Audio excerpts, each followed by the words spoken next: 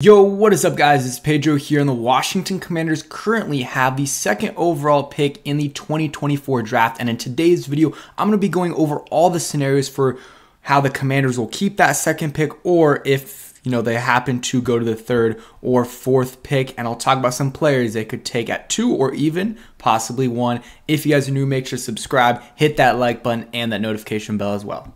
All right, so let's get started. I just want to say thank you guys all for supporting me 2023, and a happy new year, and let's hope 2024 is a great year. Hopefully you guys still watch the videos, and I for sure will keep making them. But let's get started. So it was a great day for the Washington Commanders on Sunday. Even though they lost, they moved up 2 slots in the draft order, because after the Cowboys beat the Lions, it helped our strength of schedule out a little bit, and we actually moved below the Patriots in the draft order. But they did lose, but the Steelers won. A couple other things happened that helped out the Washington Commanders as well. This isn't updated. I put this out right after the Commanders lost and the Cardinals won. So the strength of schedule is a little bit off, but you'll look at it right here. Here's the official thing, and I'm going to get into things that need to happen in a little bit. But our strength of schedule is lower than the Patriots by 0.03, so it's still very, very close. And you might think, well, we have a lower strength of schedule, so shouldn't we be below them? No, the lower strength of schedule you have, that means the easier schedule you've played, basically, and that shows how bad you are. So if you have the worst strength of schedule and the worst record, you're really bad versus a team that has a bad record, but they've played the hardest teams in the league. You know what I mean? So most strength, the strength schedules are right near 0.5, which is expected. Ours is actually a little bit higher. There's some teams though that are like 0.47, and we want to be as low as possible. So the Steelers winning helped us out this week, and obviously the lowest we can get if we lose out. I mean, not lose out. If we lose against the Cowboys, which now that Cowboys, because the Eagles lost, they're going to be playing. I think they're going to do it anyways, but they're going to win. They need to win. If they win this game, they win the division. And since 2003, I think every single year there's been a different division winner. I think it's 2003, but they're going to play. The Cowboys are going to play to win. They're going to win this game. I really hope so. Knock on wood. Never want to root for the Cowboys, but if it means us getting the number 2 overall pick versus like the number 4, number 5 overall pick, hey, I'll take that any day of the week. So if we lose out, the worst we can do is 3. Well, I keep saying lose out. If we lose against the Cowboys, the worst we can do is 3, because the Cardinals' strength of schedule is so much harder than ours, is that they can't really catch up to us. The Patriots could, but also the Patriots play the New York Jets. So they have a chance of winning. I think it's at New England. I think they're favored in the game by 1 or 2 points. It's not a guarantee at all. Close to a 50-50 shot, but there's a shot they win, and then we're locked in at number 2. Some other things. So Seth Walder, a lot of analytics for ESPN.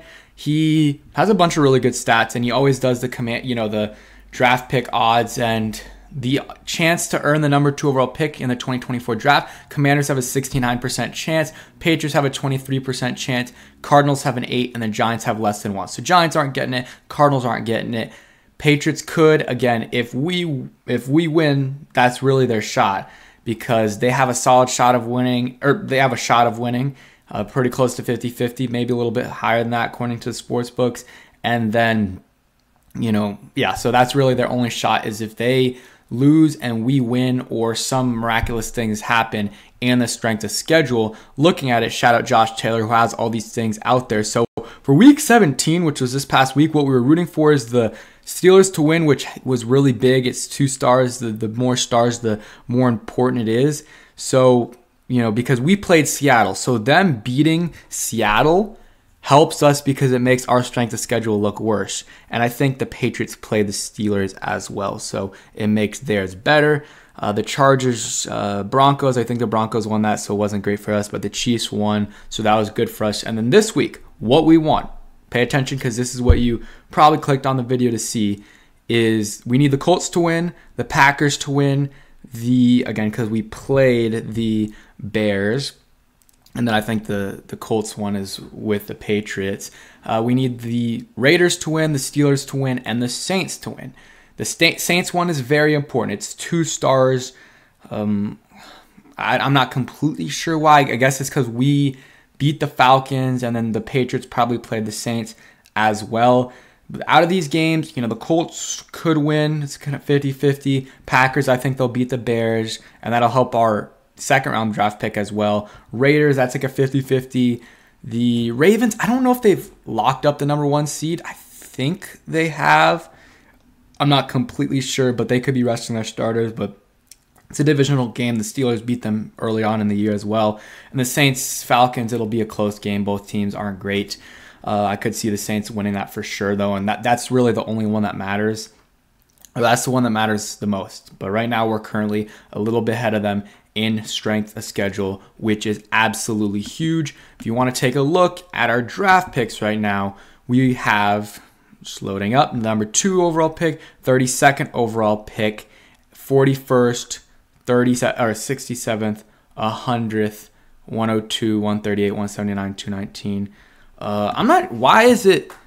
Am I stupid, or why do we have the 36th pick if we have the 2nd pick in the first round when there's only 32 picks? Maybe I'm completely missing something. Something seems off there, though. Yeah, someone tell me that in the chat, because I have no idea, what's up with that. Because shouldn't we have the 34th pick? 34th pick? I don't know. Maybe they're a little bit off there. It is what it is. But all you need to know is we're gonna have some good draft picks, no matter what. Even if we win, and I don't think that's gonna happen. If we do win, then we'll move to which we did last year, by the way. And the Cowboys were trying, but we're worse than we were last year. This team doesn't have a lot of fight. They quit a long time ago versus last year. We were still in it until the last week or two. So we were actually, the last few weeks, we were trying the last couple weeks of the season. So if we if we win, because I'm thinking the opposite, I want us to lose, then we would be 5-12, and we would be right here with the Giants, and they have a lower strength schedule than us, so we would probably drop down to number 5, depending on if the Patriots win as well. So we could go to 4 to 5-ish, or I guess 4 to 6-ish is where we would go.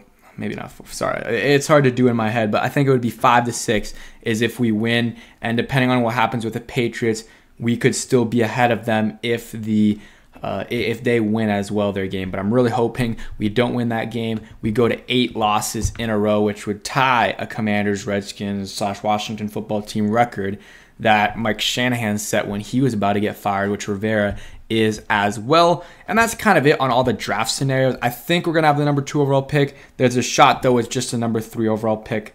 And the analytics there say 69-70% chance of it happening.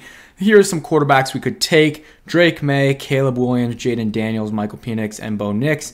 Michael Penix had a great game yesterday. I don't know. Some people are saying 3rd-ish round just because the injuries. I don't buy that. I think he'll be a late day 1, early day 2 pick because of the talent. I know he's older and he does have the injuries, but he can sling that thing. So he's good. Jaden Daniels, we'll see. I honestly haven't watched a lot of Jaden Daniels and Drake May. I like Drake May from what I've heard. I like Caleb Williams. Would be really happy with either Caleb Williams or Drake May at number 2. And I know people are going to disagree with one of those guys because it seems like some people like Drake May, some people like Caleb Williams. I like both of them. But, of course, my opinion will be changing as we get closer to the draft. When we get more information, I'm usually pretty good once the draft starts about my opinions, and the opinions on these players usually are decent. Obviously there are misses, but once the information comes out, I will, make my decision on who I want the Commanders to pick. If, it doesn't matter, obviously, because I'm not the one making the pick, and, hopefully our next GM is good, and our president and their, they make a good pick. But I think it's going to be quarterback, especially after Sam Howell's recent performances. And again, you're bringing a new GM. He's going to want to take his own quarterback. And I think it'll be Drake May, Caleb Williams, especially if we're at 2. If we're at 3, then I don't know. We might have to trade up 1 spot or 2 spots depending on who moves ahead of us. I'm just really hoping we're at 2. So at the very worst, we get the second best quarterback, which will probably be Drake May, but maybe no one trades up to 1 and we still get Caleb Williams at 2, or maybe we trade up to 1 and get Caleb Williams. This offseason, guys, is going to be crazy, so stay tuned for videos. I mean, we're just getting started. I can't wait till this week's over. We got draft talk, we got head coaching talk, we got general manager talk, we got president talk, we got president of business operations talk. We'll see if Jason Wright's back. Like, that's the least of our worries right now, but so many things to talk about this offseason. I am very excited. Thanks for watching. Hope you guys enjoyed, and Happy New Year. Appreciate all y'all. Peace.